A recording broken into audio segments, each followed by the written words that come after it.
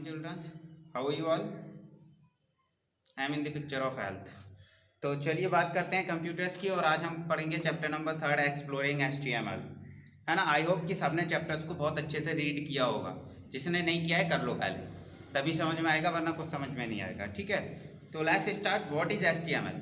आपने 7th class में पढ़ा था कि HTML is a markup language.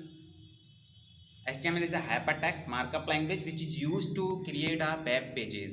मतलब जितने भी हमारे वेब पेज होते हैं उसको बनाने में इसका यूज़ किया जाता है। इट कंटेन अ टैग्स, और ये अपने पास क्या रखता है, कुछ टैग्स रखता है एंड कुछ यूनिक कमांड्स रखता है। ठीक है, तो देखते हैं what is HTML। HTML is a markup language which uses tags and commands to create a web pages। Some of its important features are, इसके कुछ महत्वपूर्ण गुण भी हैं, देखते हैं कौन कौन से हैं। HTML tags label content such as heading, paragraph etc। जो भी हम heading देते हैं, पैराग्राफ आपने देखा होगा। फॉर एग्जांपल आपने कभी मतलब तो आपने देखा होगा उसमें कुछ टैग तो चल रहे होते हैं, जो हमारे टेक्स्ट होते हैं वो मूविंग कर रहे होते हैं स्क्रीन पर। कुछ का पार्टीशन अलग बना होता है कि एडमिशन का अलग बना है, रजिस्ट्रेशन का अलग बना है, रिजल्ट का अलग बना है। मतलब हर तरीके का एक अलग डिजाइन में आता है। तो वो जो कुछ भी डिजाइन होता है वो सारा हमारा किस पर होता है, HTML पर होता है। लेकिन वो हमें वहाँ पर सिर्फ कोडिंग नहीं दिखती, जो हमारा उसके क्रिएट किया जाता है जिस टैग को यूज़ करके, उस टैग का यूज वहाँ पर शो हो रहा होता है। सेकेंड है आपका, the websites you view on the internet are actually text files that consist of HTML tag. जैसा कि मैंने अभी आपको बताया कि जो वेबसाइट आप वहाँ पर शो कर रहे होते हैं वो आपका HTML टैग्स का यूज़ करके बनी होती है। ठीक है, browsers do not display the HTML tags. जो हमारे ब्राउजर्स होते हैं वो HTML टैग्स तो नहीं दिखाते, लेकिन आ रहा होता है उसके ऊपर आपको प्रिंट हो रहा होता है, शो हो रहा होता है। तो web pages can be created and modified by using professional HTML editor like notepad और नोटपैड++, और आप टेक्स्ट बुक पर भी इसको बना सकते हैं। HTML files created in notepad should be saved with .html। आपको पता था 7th क्लास में आपको समझा दिया गया था कि जब हम कोई भी HTML फाइल क्रिएट करते हैं तो हमारी .html सिंटैक्स जो होता है उसका, वो हमारा .html होता है। सिंटैक्स को हम एक्सटेंशन भी बोलते हैं। ठीक है, अब हम बात करते हैं। सबसे पहला इसमें आपका टैग दे रखा है यूजिंग इमेज टैग। हमारा इसमें बहुत सारे टैग होते हैं, लेकिन हर एक टैग के एट्रीब्यूट्स अलग होते हैं। याद रखना, टैग बहुत सारे होते हैं लेकिन हर एक टैग के क्या होते हैं, एट्रीब्यूट्स होते हैं, कुछ वो अलग होते हैं। जैसे आप इमेज टैग का यूज़ करेंगे तो आप डायरेक्ट इमेज लिख करके आप उसमें उसका यूज़ नहीं कर सकते। अगर आपको इमेज शो करानी है अपनी वेबसाइट्स पर तो आपको पहले इमेज का एक टैग होता है SRC, जो उसको यूज़ करके आप करेंगे। देखते हैं कैसे। Image can improve the design and the appearance of a web pages. जो आपका डिज़ाइन है आप उस पर in HTML image are added with the image tag. मैंने आपको बताया कि HTML जो इमेज होती है वो हमारी HTML के इमेज टैग से आ जाएगी। लेकिन the image tag is an empty tag. जो हमारा इमेज टैग होता है, मैंने अभी आपको बताया कि वो खाली होता है, बिना एट्रीब्यूट्स के कोई भी टैग वर्किंग नहीं करता है, सिर्फ एंकर टैग के। एक एंकर टैग ऐसा होता है कि आपने अगर एंकर का यूज़ किया है तो वो वर्किंग करेगा। ठीक है, to display an image on a page you need to use the SRC attribute. अगर आपको कोई भी इमेज अपनी वेबसाइट में यूज़ करनी है तो आपको SRC का यूज़ करना ही पड़ेगा। जैसे उसका सिंटैक्स होता है image space SRC equals to path. देखो मैंने यहाँ पर लिख रखा है, मैं इसको हाईलाइट करता हूँ।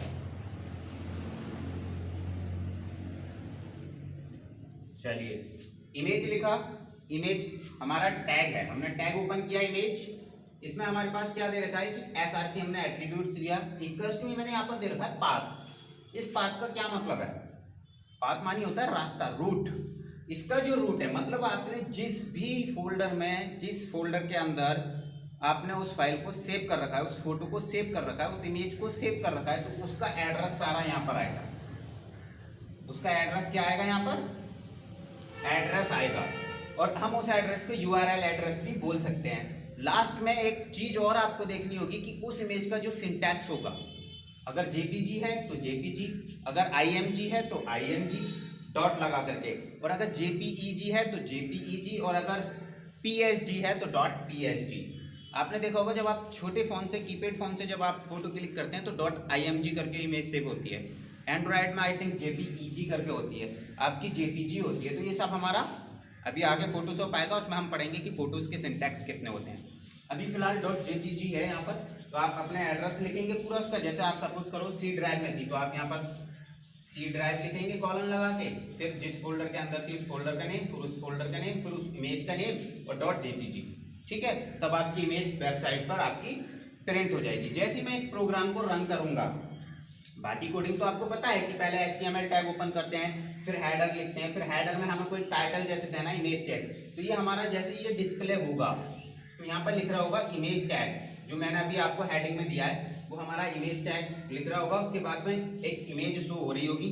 सपोज करो यहाँ से आपने कोई इमेज दी थी और यहाँ पर आपकी इमेज शो हो रही है, ठीक है। तो ये था हमारा इमेज SRC का यूज। अब इसके बहुत सारे एट्रीब्यूट्स होते हैं, देखते हैं कैसे होते हैं। देखो, हाइट भी हो सकता है, विड्थ भी हो सकता है, ठीक है, अल्टरनेट भी हो सकता है। अल्टरनेट का यूज हम इसलिए करते हैं कि अगर सपोज करो बाई चांस किसी का नेटवर्क प्रॉब्लम है, वो बेचारा इमेज शो नहीं कर पा रहा, तो आपने कुछ टेक्स्ट वहां पर लिख रखा है इमेज पर, तो अगर उसके पास इमेज शो नहीं हो रही होगी तो वो टेक्स्ट शो हो जाएगा। तो एक अल्टरनेट होता है, हाइट होता है, विड्थ होता है, एक होता है हॉरिजॉन्टल रिफ्रेश और एक होता है वर्टिकल रिफ्रेश।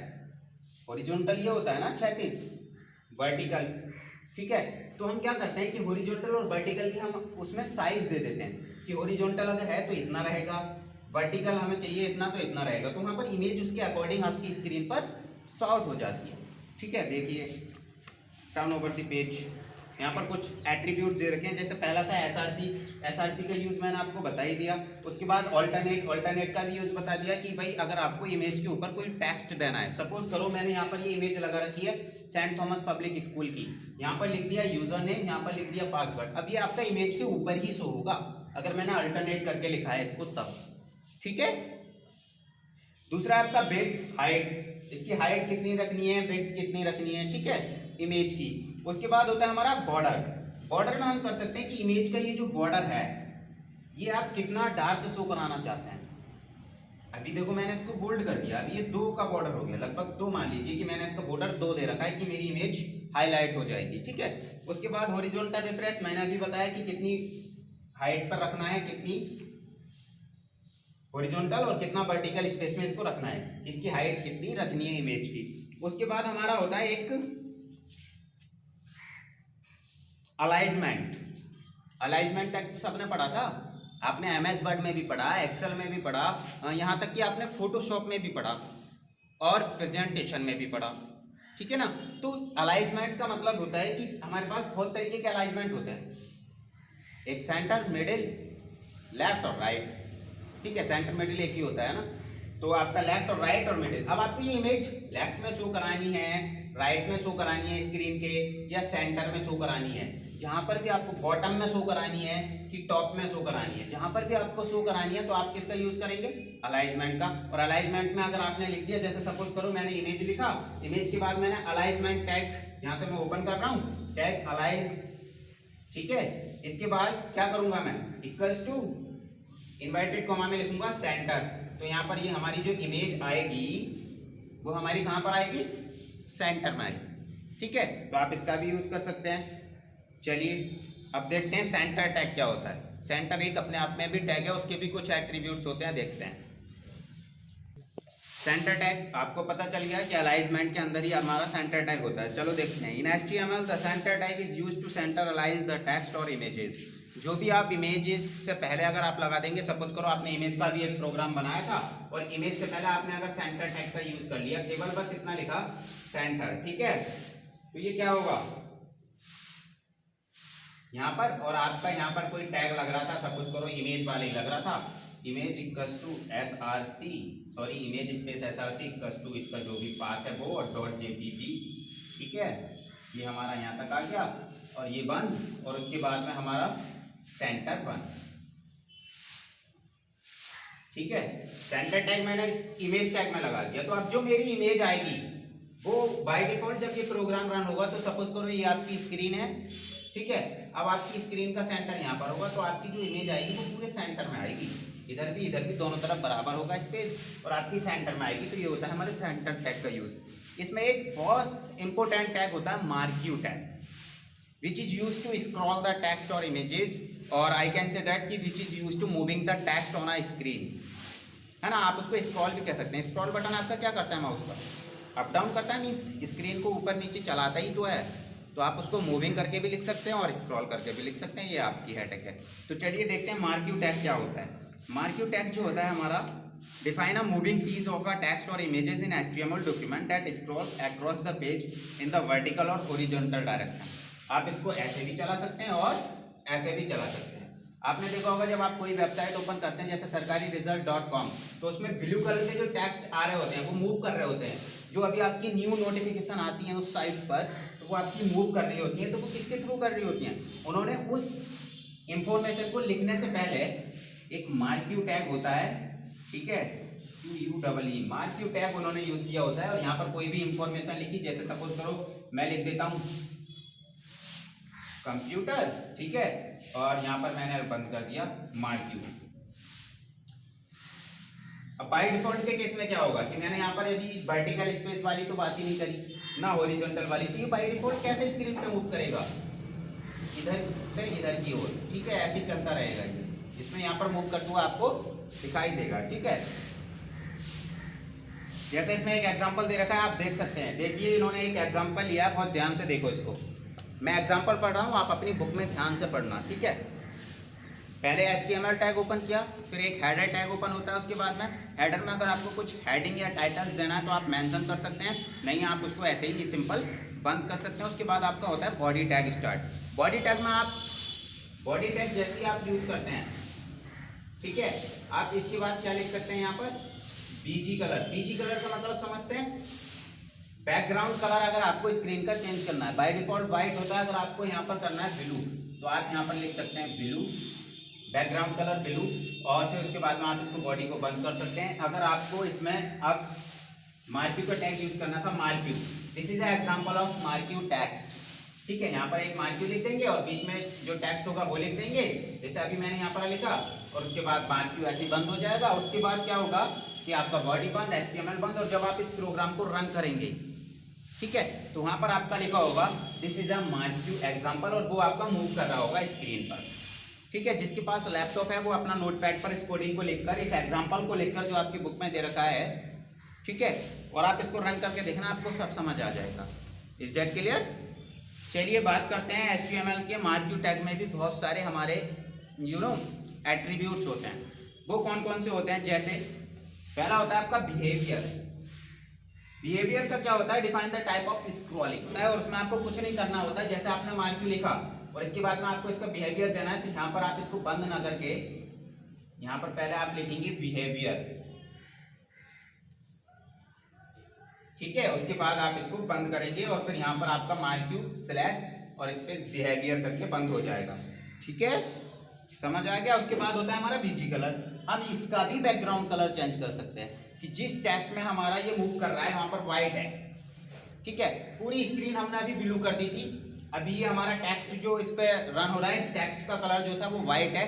अब मैं चाहता हूँ ब्लू के ऊपर येलो लाइन में ये वाला टेक्स्ट आए, तो मैं क्या करूंगा कि मार्क्यू के बाद लगाऊंगा मार्क्यू बीजी कलर। तो केवल मार्क्यू में जो टेक्स्ट हमने लिखा है, जैसे कंप्यूटर, तो यहाँ पर जो कंप्यूटर लिख रहा होगा वो व्हाइट से तो लिख रहा होगा, टेक्स्ट उसका व्हाइट होगा, लेकिन उसका जो पीछे का कलर होगा, जितनी लाइन में वो चल रहा होगा, वो हमारा कलर चेंज हो जाएगा, ठीक है। उसके बाद है आपका डायरेक्शन। अप में चलना है, डाउन में चलना है, राइट में चलना है या लेफ्ट में चलना है, वो हमारा डायरेक्शन से पता लगेगा। उसके बाद हाइट और वेट, आप इसका भी साइज छोटा बड़ा कर सकते हैं। ये सारे एट्रीब्यूट्स होते हैं, इसमें आपके टेबल्स में दे रखे हैं विद सिंटैक्स। आपकी एक टेबल दे रखी है, बिहेवियर का नेम दे रखा है, एट्रीब्यूट्स का नेम दे रखा है, ठीक है। उसके बाद एक सिंटैक्स दे रखा है उनका, और उसके बाद उनका फंक्शंस यानी उनकी वर्किंग क्या है वो भी आपको साइड में बता रखी है। आप ध्यान से खुद से रीड करेंगे। हॉरिजॉन्टल स्पेस, वर्टिकल स्पेस, और एक होता है आपका लूप। लूप का मतलब ये होता है कि चलो बाय डिफॉल्ट तो ये तब तक चलता रहेगा जब तक आपका प्रोग्राम रन करेगा, यानी कि इनफाइनाइट टाइम। अगर आपने प्रोग्राम ही डिलीट कर दिया तब ये वर्किंग करना बंद कर देगा, अदरवाइज ये वर्किंग करता रहेगा और ये आपका इनफाइनाइट टाइम चलता रहेगा। लेकिन अगर आपने इसमें लूप का यूज किया, मार्किंग लूप, आपने लिख दिया 20, तो ये केवल 20 बार मूव करेगा। आपने लिख दिया 100, मार्क्यू लूप, जैसा मार्क्यू लिया फिर स्पेस लूप इक्वल्स टू, मतलब फिर ये बंद कर दिया, फिर कंप्यूटर लिख दिया इसमें इक्वल्स टू दे दी इसकी लेंथ 100 या 200, तो आपने जितनी मिनिमम आपने डिफाइन कर दिया उतना करेगा, ठीक है। तो बाय डिफॉल्ट ये हमारा इनफाइनाइट टाइम होता है। अब एक बहुत इंपॉर्टेंट फॉर्मूला होता है जो हमने एक्सेल में भी पढ़ा था कि सर हम एक्सेल में सारी कोडिंग कर लेते थे, बच्चों की क्वेरी थी कि सर हम सारी कोडिंग कर लेते हैं, सब कुछ लिख लेते हैं। अगर हमें फॉर्मूला लिखना हो a² + b² + 2ab, अब जब हम ये लिखते थे तो हमारा a2 लिखा जाता था, b2 लिखा जाता था, लेकिन ये स्क्वायर में कैसे जाएगा? या एक और दूसरा एग्जांपल होता है, केमिस्ट्री में होता है, साइंस में होता है, H2O CO2 कार्बन डाइऑक्साइड। ठीक है सर, ये 2 नीचे कैसे लगेगा? ये नीचे कैसे लगेगा? चलिए लगा के दिखाते हैं। अब उसमें हमारा टैग का यूज होता है सबस्क्रिप्ट और सुपरस्क्रिप्ट। जो हमारा सुपरस्क्रिप्ट में यूज होगा वो ऊपर की ओर होता है, और जो हमारा सबस्क्रिप्ट होता है वो हमारा नीचे की ओर उस स्टेटमेंट को जिसमें भी हमने लगाया होता है उसको नीचे की ओर शो करता है, जैसे अभी देखते हैं। चलो देखते हैं सबस्क्रिप्ट और सुपरस्क्रिप्ट क्या होता है। The subscript tag define the subscript text. Subscript text appear in smaller size below the normal line. जो हमारी एक लाइन में हमारा टेक्स्ट चल रहा होता है उसके नीचे की ओर जब हमारा टेक्स्ट स्मॉलेस्ट डिजिट में शो होता है दैट इज कॉल्ड सबस्क्रिप्ट। और जो हमारा टेक्स्ट लाइन से अप लेवल में होता है, यानी जो हमारी मीडियम वाली लाइन होती है उससे अपर में शो होता है वो भी स्मॉलेस्ट में, तो वो होता है हमारा सुपरस्क्रिप्ट। दोनों के एग्जाम्पल देख लेते हैं कि इनके सिंटैक्स कैसे होते हैं। मैं एक एग्जाम्पल अभी यहाँ पर नोट डाउन करके दिखा रहा हूँ, इसको देखिए। करते हैं, चलने दियो। HTML टैग ओपन करते हैं, उसके बाद हमारा हेडर होता है। हेडर में मैं एक टाइटल देता हूँ, ठीक है। टाइटल में डिफाइन करता हूँ कि example of subscript and superscript. मैं शॉर्ट में लिख देता हूँ, है ना, कोई दिक्कत। और यहाँ से मेरा टाइटल बंद, ठीक है। और उसके बाद मैंने यहाँ पर हेडर को भी क्लोज कर दिया, स्लैश लगा करके क्लोज करते हैं। ये बात तो आपको 7th क्लास में पता चल गई थी। उसके बाद हमारा बॉडी टैग में एक ओपन करता हूँ, ठीक है। यहाँ से मेरा चलेगा बॉडी टैग, ये लो, यहाँ से हमारा बॉडी टैग चलेगा। बॉडी का मैं बैकग्राउंड कलर भी चेंज कर देता हूँ अभी, VG कलर एक +2 कर देता हूँ मैं पिंक, ठीक है। यहाँ से मैंने पिंक कलर ले लिया। उसके बाद टेक्स्ट का कलर कैसा रखें? अगर आपको टेक्स्ट का कलर चेंज करना है तो ठीक है, पिंक में कैसा अच्छा लगेगा, जैसा आपकी मन करे। मैं तो या टेक्स्ट =2 लिख देते हैं येलो, ठीक है। और ये बंद हो गई हमारे, ठीक है। यानी कि अब जो हमारी बॉडी है उसका कैसा कलर होगा? पिंक कलर की विंडो ओपन होगी, उसमें जो भी लिखा होगा वो येलो कलर से प्रिंट हो रहा होगा। Is that clear? उसके बाद अब हमारा टैग का यूज करना था सबस्क्रिप्ट एंड सुपरस्क्रिप्ट। कुछ नहीं, मुझे एक फॉर्मूला लिखना है। सपोज करो मुझे फॉर्मूला लिखना है H2O, ठीक है। अब ये कैसे लिखूंगा? आपको सिंपल कुछ नहीं करना, H ऐसे लिख देंगे, ठीक है। उसके बाद 2 को हमें कैसे प्रिंट करना है? सबस्क्रिप्ट में प्रिंट करना है। कुछ नहीं करना, यहाँ से एक सब ओपन करेंगे, SUB सब वाला टैग ओपन हो गया। अब इस टैग के बीच में जो भी लिखा जाएगा वो शॉर्ट में आएगा। आप 2 की जगह 4 लिख लो, 8 लिख लो, 9 लिख लो, कुछ भी लिख लो, है ना। जैसे अब मैं यहाँ पर लिखता हूँ तो यहाँ पर मैंने जैसे 2 लिख दिया, तो अब ये 2 यहाँ पर H के सब में जाएगा। अब मैं सबको बंद कर देता हूँ, ठीक है। सबको मैंने क्लोज कर दिया, H2 हो गया। अब मुझे केवल O लिखना है तो मैं डायरेक्ट O लिख देता हूँ। अब जो मेरा ये सपोज करो, अब मुझे यहाँ पर एक सुपरस्क्रिप्ट का भी लेना है और उसमें मुझे लिखना है A² + B² + 2AB, है ना। A² + B² + 2AB। अब A तो हमारा ऐसे ही रहेगा तो A ऐसे लिख दो, स्मॉल चाहिए तो स्मॉल, कैपिटल चाहिए तो कैपिटल। उसके बाद सब में तो लिखना नहीं है, इस बार किस में लिखना है? सुपर में लिखना है, तो SUP और कितना लिखना है? 2 लिखना है, ठीक है जी। अब SUP बंद हो गया, ठीक। उसके बाद आपको B लिखना है, ठीक है। आप क्या लिखेंगे? अभी उससे पहले तो प्लस का साइन लगाएंगे ना, तो यहाँ पर आप प्लस लिखेंगे। उसके बाद आपको लिखना है B, तो आप +B करके लिखेंगे क्या?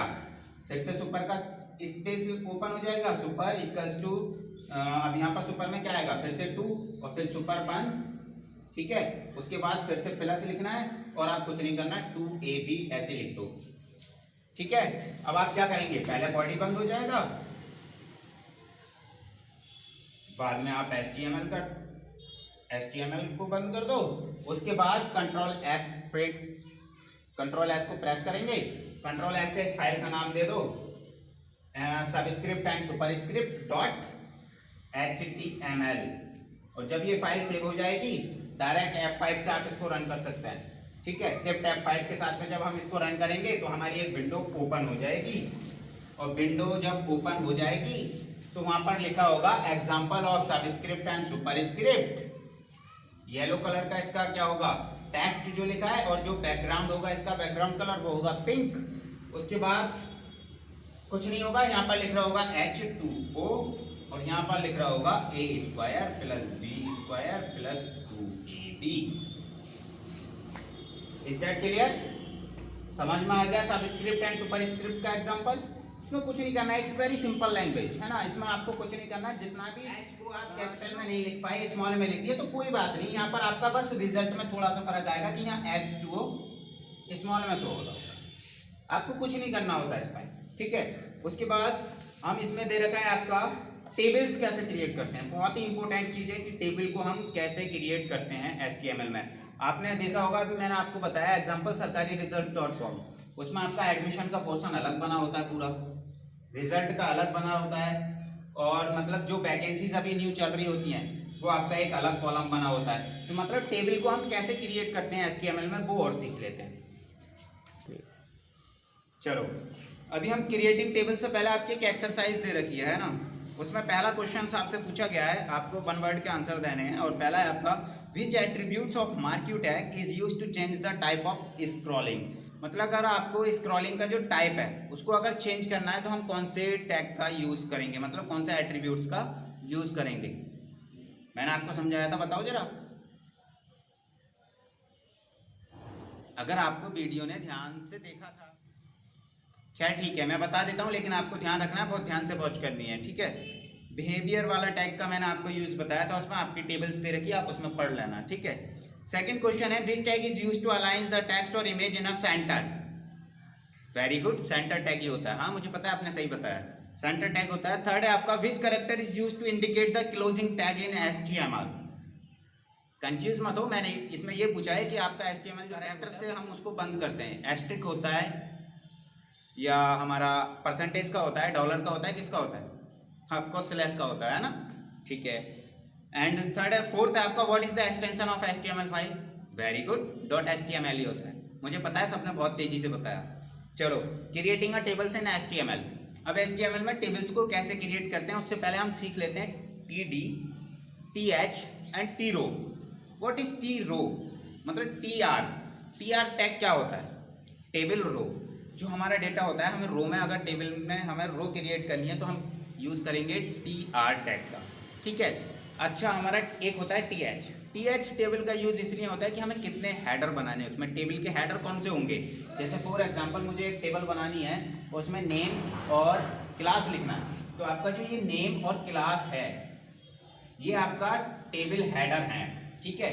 अब इसमें जितनी भी रो क्रिएट होंगी वो TR के थ्रू होंगी। और अब सर ये TD क्या वर्किंग करता है, TD टैग, तो TD टैग बेटा ये वर्किंग करता है कि TD टैग में जितना भी डेटा हम एंटर करेंगे वो TD टैग के थ्रू करें। इतनी बात तो क्लियर है। अब आपको टेबल में कुछ नहीं करना, आप डायरेक्ट आप पूरी क्रिएट कर सकते हैं, देखिए कैसे।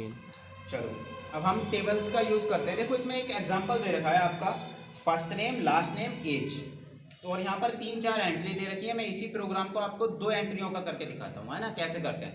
चलिए पहले HTML लिखेंगे, फिर हेडर लिखेंगे, हेडर में एक टाइटल टैग ओपन हो जाएगा, ठीक है। टाइटल टैग में मैं लिख देता हूँ टेबल, ठीक है, और उसके बाद टाइटल को बंद कर देता हूँ, उसके बाद हेडर को भी बंद कर देता हूँ, ठीक है। मैं बॉडी टैग मैंने क्रिएट किया, बॉडी टैग में आप BG कलर लिख लो, BG कलर जो आपको चाहिए, ठीक है। मैं BG कलर रख देता हूँ इसका येलो इस बार, ठीक है। और टेक्स्ट कलर बाय डिफॉल्ट ही रहने दो ब्लैक, बार बार लिखने से अच्छा एक ही बार रहने दो, है ना। उसके बाद टेबल क्रिएट हो गई, लो टेबल टैग ओपन हो गया। अब हमें टेबल की जो बॉर्डर है वो कितना रखना है, मतलब टेबल का जो बॉर्डर है उसको कितना हाईलाइट करें, ठीक है। चलिए टेबल लिख दिया। टेबल के बाद में मैं आपकी एक एग्जांपल में लिख देता हूँ कि इसका बॉर्डर हमें कितना देना है। तो टेबल बॉर्डर के लिए मुझे क्या करना होगा, बॉर्डर टैग का एट्रीब्यूट का यूज करूंगा इसमें, बॉर्डर इक्वल्स टू 3। तो अब जो मेरा टेबल का बॉर्डर होगा वो 3 होगा, ठीक है। अब टेबल तो हो गई, टेबल का यूज हो गया, यानी अब इसमें कुछ नहीं करना, आपको कोई टैग यूज नहीं करना, टेबल के जितने एट्रीब्यूट्स होते हैं T D, T R, T H और बहुत सारे एट्रीब्यूट होते हैं जैसे हाइट, विड्थ, ठीक है, हॉरिजॉन्टल स्पेस, वर्टिकल स्पेस। इसमें हॉरिजॉन्टल और वर्टिकल की जगह हमारा होता है cell padding and cell spacing. तो हमारा सेल स्पेसिंग जो होता है वो होता है जैसे सपोज करो ये कॉलम है और इसमें मैंने लिखा 8, ठीक है, इसमें मैंने क्या लिखा 8। बाय डिफॉल्ट नंबर हमारा लेफ्ट साइड पर आता है, बाय डिफॉल्ट नंबर हमारा लेफ्ट साइड पर आता है। तो इसके बीच का जो ये गैप आपको दिख रहा है, ये दिख रहा है इस लाइन से और इसके 8 के बीच का जो गैप है ये हमारा होता है सेल पैडिंग, इसको बोलते हैं सेल पैडिंग। और इस टेबल के बीच में जो दूसरा सेल बना है इधर, मतलब जो दूसरा कॉलम बना है उसके जो बीच का जो गैप होता है वो होता है सेल स्पेसिंग, ठीक है। तो सेल स्पेसिंग, सेल पैडिंग समझ में आ गया। आप चलो टेबल क्रिएट करते हैं। अब पहले मुझे क्या क्रिएट करना पड़ेगा, ऑफकोर्स रो क्रिएट करनी पड़ेगी, तो मैं लिखूंगा टी आर। अब टेबल रो के अंदर अब मुझे क्या लिखना है कि टेबल की रो तो क्रिएट कर दी, अब टेबल का हेडर ही तो लिखना है। चलिए पहला हेडर लिख लेता हूं मैं, टेबल हेडर। पहले में क्या लिखना है, फर्स्ट नेम, मैं लिख देता हूं एफ नेम, इसका मतलब है फर्स्ट नेम, ठीक है। तुम्हें पता है मुझे लिखना बिल्कुल भी पसंद नहीं है ना, लिखना बिल्कुल पसंद नहीं, कंप्यूटर पर लिखना बहुत पसंद है, वैसे लिखना नहीं तो मैं बहुत हर चीज को शॉर्ट में लिखता हूँ। देखो ये फर्स्ट नेम TH1। दूसरा टेबल हेडर आपको क्या लेना है, लास्ट नेम, ठीक है, लास्ट नेम ले लेंगे और उसके बाद कॉलम ये वाला भी बंद, यानी कि टेबल हेडर ये वाला भी बंद। तीसरा टेबल हेडर स्टार्ट किया और इसमें मैंने लिख दिया एज, ठीक है, और उसके बाद इसको भी बंद कर दिया। अब टेबल हेडर का काम खत्म, एक रो में ये तीनों कॉलम आ गए, अरे 1 2 3 तीनों कॉलम हो गए ना एक रो में। अब जो मेरी टेबल क्रिएट हो चुकी है, देखो लॉजिकल है, आपको इसको रटना नहीं है, लॉजिकली सीखना है इसको। देखो 3 कॉलम क्रिएट हो गई, ये मेरा आउटपुट चल रहा है, मैंने इतनी टेबल बना दी, यहाँ पे लिखा आ गया टेबल, ठीक है, इतना काम हो चुका है। तो पहले में आ गया मेरा फर्स्ट नेम और दूसरे में आ गया मेरा लास्ट नेम और उसके बाद आ गया एज, इतना काम हो गया। और इसका जो बॉर्डर है वो हमारा 3 का है ना, बहुत डार्क दिख रहा है, ये 3 से चल रही है, ठीक है। अब ये 3 कॉलम इस तरीके से आपके क्रिएट हो चुके हैं, ठीक है, अभी एक ही रो है। अब जैसे ही मैं यहाँ पर TR लगाऊंगा, ठीक है, जैसे मैंने यहाँ पर TR लगाया तो यहाँ पर अब क्या होगा, एक रो की बात खत्म। अब हम इस रो को बंद कर देते हैं, TR से बंद कर दिया इसको स्लैश लगा करके।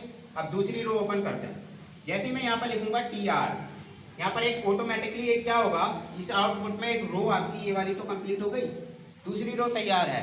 अब दूसरी रो में हमें क्या करना है, टेबल हेडर का तो यूज करना ही नहीं है क्योंकि ये तो हमारे डिफाइन हो चुके। अब हमें इसकी जगह किसका यूज करना है, ऑफकोर्स TD का, यानी कि अब हमें इसमें डेटा ही तो एंटर करना है। टेबल में डेटा एंटर करने के लिए मैंने आपको एक टैग बताया था TD, तो TR से अब मैंने यहाँ पर ओपन करा TD। चलिए फर्स्ट नेम में मैंने लिख दिया अमित, ठीक है, TD बंद। अब आगे क्या होगा, दूसरा TD चला, ठीक है, दूसरे में आ जाएगा हमारा अब फर्स्ट नेम आपका हो गया अमित, देखिए फर्स्ट नेम हो गया TD में अमित। अभी हम इसी रो में एंटर कर रहे हैं, यानी अब अगले वाले कॉलम में जाएगा, जैसे मैं लिखूंगा TD, अब की बार क्या लिखना है, लास्ट नेम अमित कुमार कर दो, ठीक है, कुमार लिख दिया, फिर TD को बंद कर दिया। उसके बाद में थर्ड लाइन से हमने फिर एक TD टैग ओपन किया, इसमें क्या लिखेंगे, एज पूछी है, ठीक है, एज लिख दी मैंने 15 और इसको TD को बंद कर दिया। अब ये TR को भी बंद कर दिया और अब मैं इस प्रोग्राम को भी बंद कर रहा हूं। तो क्या करूंगा, पहले टेबल टैग को बंद करूंगा, TAB वाली टेबल, फिर उसके बाद बॉडी को बंद कर दूंगा, बॉडी के बाद क्या रह गया बंद होने से, HTML को बंद कर दूंगा, इस प्रोग्राम को सेव कर दूंगा। जैसे मैं सेव करूंगा और जब मैं इसको रन करूंगा तो फर्स्ट नेम में आएगा अमित, यहाँ पर आएगा कुमार और यहाँ पर आएगा 15। आपकी इस तरीके से टेबल बन गई, ठीक है। लेकिन मैंने अभी आपको कुछ एट्रीब्यूट्स सिखाए थे, सेल स्पेसिंग और उसका सेल पैडिंग का यूज हम टेबल में कैसे कर सकते हैं, ठीक है। अगर मैंने यहाँ पर कुछ नहीं लिखा, बॉर्डर फ्री लिखा, तो ये बॉर्डर शो हो रहा है, ठीक है। अब आपको ये टेबल बन गया, आपको सारे चेंज इसी में करने हैं। मैं जॉब दूसरी ले लेता हूँ, चलो अब आपको सेल पैडिंग और सेल स्पेसिंग का भी यूज इसी में करना है, टेबल के बाद बॉर्डर लिखा है, इसी के आगे मैंने लिख दिया सेल स्पेसिंग। सेल स्पेसिंग पूरा लिखने के बाद पूरा लिखा जाएगा ये, और फिर इक्वल्स टू लगा करके मैंने लिख दिया 2। ठीक है, और ये ऐसी के ऐसी बंद रहेगा, बाकी कोई चेंजेस नहीं करना, पूरी टेबल ऐसी रहेगी। अब आउटपुट में चेंज होगा, आउटपुट में चेंज होगा। सेल के बाद स्पेस, यानी कि ये जो पहला कॉलम है आपका, ये ऐसे बन जाएगा, फर्स्ट नेम लास्ट नेम, उसके बाद 2 का स्पेस है तो यहाँ से 2 का स्पेस इतना होगा, फिर यहाँ से ये दूसरा लास्ट नेम का कॉलम बन जाएगा, फिर 2 का स्पेस होगा तो यहाँ से ये आपका एज का कॉलम बन जाएगा। क्योंकि सेल स्पेसिंग जो होता है वो सेल्स के बीच का जो स्पेस होता है उसको सेल स्पेसिंग बोलते हैं। अगर मैंने यहाँ पर सेल स्पेसिंग 2 लिया है, इसी के आगे इसको अभी बंद ना करके इसमें मैंने लिख दिया सेल पैडिंग, आगे लिख रहा हूं सेल पैडिंग, पूरा लिखने के बाद लिख दिया 2। ठीक है, अब क्या होगा, सेल स्पेसिंग दी है तो रिजल्ट अभी तक ये रहेगा। अब इसमें जो ये लिखा है अमित, ये बजाय यहाँ इस लाइन के बराबर में जो गैप होगा वो इतना होगा, ऊपर भी नीचे भी, यानी सेल पैडिंग का मतलब होता है 2, तो 2 का गैप यहाँ इस वाली लाइन के बीच में जो हमारा टैग लिखा है, ये वाला स्पेस और ये वाला स्पेस इस कॉलम के अंदर अंदर का, वो हमारा सेल पैडिंग होता है। तो आप ये कितना चाहते हैं इस कॉलम से, उसके लिए होता है। इसी तरीके से क्या होता है, टेबल का अपना खुद का बीजी कलर, अभी आपने टेबल का बीजी कलर कुछ नहीं दे रखा, अगर आपने दे दिया टेबल का बैकग्राउंड कलर, ठीक है, तो आप इसका बैकग्राउंड कलर भी चेंज कर सकते हैं। जैसे अभी आपका येलो है पूरी स्क्रीन का, अब आपको टेबल का चेंज करना है तो आप कर दो बीजी कलर ब्लू, तो आपकी टेबल जो होगी वो आपकी ब्लू कलर से ये सब फिल हो जाएगा, ये सब ब्लू कलर से शो हो रही होगी। स्टार्ट क्लियर, तो टेबल के सारे कंटेंट हो गए। चलिए उसके बाद एट्रीब्यूट्स दे रखे हैं, एग्जांपल दे रखे हैं, विद सिंटैक्स दे रखे हैं, है ना, और आपका फंक्शंस दे रखा है, वो आपको घर से खुद से रीड करने हैं। मैं आपको एक इसमें एक एंकर टैग का यूज और बता देता हूँ कि एंकर टैग बहुत इंपॉर्टेंट होता है, हमने 7th क्लास में भी पढ़ा था एंकर टेक्स्ट। क्योंकि आपने देखा होगा कभी कभी क्या होता है, एक जब पूरा प्रोग्राम रन हो जाता है तो वहां पर लिखा होता है नेक्स्ट पेज, और जैसे ही आप उस पर क्लिक करते हैं आपका एक अगला पेज ओपन हो जाता है। जैसे अभी आपने ऑनलाइन टेस्ट दिए थे, आपने पहले क्वेश्चंस का आंसर लिखा और उसमें लिखा था नेक्स्ट, तो जैसे ही आप नेक्स्ट करते थे आपका दूसरा क्वेश्चन आ जाता था। वो जो नेक्स्ट आता है वो हमारा HTML कोडिंग के थ्रू आता है, जिसको हम एंकर टैग बोलते हैं। क्योंकि हमने एक पेज को अलग अलग पेजेस में हमने जोड़ रखा है। जैसे मैंने एक पेज एंकर पेज मैंने अलग से क्रिएट किया, ठीक है, उस फाइल का नाम a दे दिया a.html। अब मैंने पूरा प्रोग्राम बना दिया और मैंने एंकर टैग का यूज किया, यानी कि मैंने उसको कॉल किया। तो उसको कॉल करने के लिए एंकर टैग का जो हमारा सिंटैक्स होता है वो होता है a और href, यानी हॉरिजॉन्टल रेफरेंस इक्वल्स टू उस फाइल का नेम। अगर मैंने इसको यूज किया है, ये प्रोग्राम आपका टेबल के साथ ही चल रहा है और मैंने इसमें एक अलग से एक फाइल बना रखी थी प्रोग्राम में कि भैया जब ये टेबल कंप्लीट हो जाए तो वहां पर लिखा हुआ है क्लिक, और जैसे ही आप क्लिक करें वहां पर एक स्क्रीन पे लिखा हो थैंक यू, है ना, उस पेज पे मैंने लिख रखा है थैंक यू करके, और इस पेज को मैंने यहाँ पर कॉल कर लिया। अब यहाँ क्या होगा कि ये टेबल के आपके लास्ट में यहाँ पर शो हो रहा होगा नेक्स्ट। जैसे ही आप इस टेबल के आउटपुट के बाद में इस पे जैसे ही आप क्लिक करेंगे तो इस फाइल में जो मैंने लिखा है, और इस फाइल में मैंने अभी आपको क्या बनाया कि मैंने क्या लिखा है, केवल थैंक यू लिखा है, खूब बड़ा बड़ा थैंक यू, उसका स्पेस मतलब उसका साइज वाइज सब खूब बड़ा लिखा है जो पूरी स्क्रीन पे शो हो। वो अलग से एक फाइल बना के मैंने अलग फोल्डर में सेव कर रखी है। उस फोल्डर का एड्रेस यहाँ पर दे रखा है URL, मतलब यूनिफॉर्म रिसोर्स लोकेटर मैंने यहाँ पर उसका दे रखा है। तो इसको यहाँ पर कॉल कर लिया, आराम से हमारा एंकर टैग का यूज होगा, ठीक है। बाकी इसमें होता है हमारा CSS फाइल, कास्केडिंग स्टाइल्स, वो हमारी डिजाइनिंग के लिए यूज होती है कि हम जितना अच्छा अपनी डिजाइन कर सकते हैं वेबसाइट पेजेस पर, तो हम CSS में कोडिंग करेंगे उसकी। और सारे टैग ऐसे होते हैं, एग्जांपल इसमें दे रखे हैं, आपको एग्जांपल खुद से पढ़ने हैं, ठीक है। एक पेज के साथ जैसे आप पहले पेज पे तो आपने ये लिख दिया, उस पर लिखा आ गया थैंक यू, लेकिन अभी आपने जो एग्जाम दिए थे उसमें लिख रहा था नेक्स्ट, दूसरा क्वेश्चन आ जाता था। फिर दूसरे क्वेश्चन में हमने उस फाइल को इनहेरिट किया है जो थर्ड वाली है, दूसरे के बाद में तीसरा आएगा ऑफकोर्स। तो जो थर्ड वाला क्वेश्चन से लिखा है वो मैंने दूसरे वाली जो फाइल कॉल की है उसमें जो हॉरिजॉन्टल रेफरेंस कॉल किया है उस फाइल को मैंने तीसरा क्वेश्चन लिख रखा है। समझ पा रहे हैं मेरी बात को? अगर मुझे इसके बाद बाकी आपको कुछ नहीं करना, एक्सरसाइज और क्वेश्चन आंसर्स की PDF आपको मिल जाएगी। लेकिन अब आपको जो चैप्टर ये आई होप समझ आ गया होगा, तो आपको एक्सरसाइज पहले खुद से ट्राई करनी है, देन अगर नहीं हो पाती है तो मैं आपको सेंड कर दूंगा। थैंक यू, आज के लिए इतने ही पढ़ेंगे बस। Have a nice time.